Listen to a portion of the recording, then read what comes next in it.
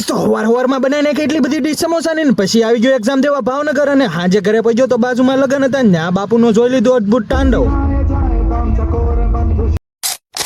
તો હેલો મિત્રો, જય શ્રી કૃષ્ણ ને રાધે રાધે. સ્વાગત છે તમારું મારા મોરબીની વ્લોગમાં. આજ તો વહેલા હાર આવી ગયો તો લારીએ, કેમ કે જવાનું હતું ભાવનગર એક્ઝામ દેવા. એમાં થયું એવું કે આજ મારે એક 30 સમોસાની ડીશ નો ઓર્ડર હતો, એટલે ઈ બનાવીને પછી ભાવનગર જવાનું હતું. બસ નો સુકા જાય એટલે ઉતાવળમાં મેં શરૂ કરી દીધું સમોસાનું કટિંગ કરવાનું. એટલે જોઈએ સમોસાની હારો હારે આંગળા નો ઉલાળતો.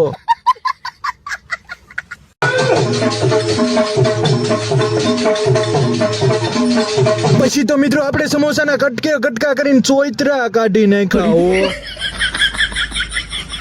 પછી તો મિત્રો બધી ડીશુમાં કાંદા ને સેવ ને દાડમ નાખીને કરી નાખી કમ્પ્લીટ. અને હવે જવાનું છે આ ડીશુ લાઈવ બનાવવા. રગડો ને બાકી બધો સામાન લઈને આવી ગયો બીઆરસી ભવનમાં, કેમ કે ન્યાજ બનાવવાની છે લાઈવ રગડા સમોસાની પ્લેટ. રગડો ગરમ કરીને ખવડાવી દીધી અહીંયા બધાને રગડા સમોસાની પ્લેટ. અને અહીંયા મિત્રો આપણને આપણા ફેન ફોલોવિંગ મળી ગયા, એટલે એને આપણે પૂછી લીધું કેમ રહ્યું.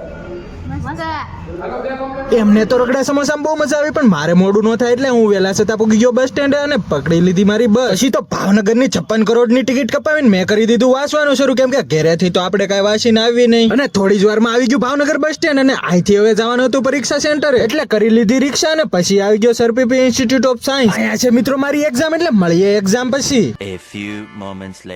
એક્ઝામ પૂરી થઈ એટલે હું તો આગળ અને પાછળ ગોતતો થઈ ગયો રિક્ષા, પણ અહીંયા રિક્ષા થોડી મળે. પછી તો ભમરાળું 3 કિલોમીટર હાલીને બસ સ્ટેન્ડ સુધી આવવું પડ્યું. લારી થઈ ગયા.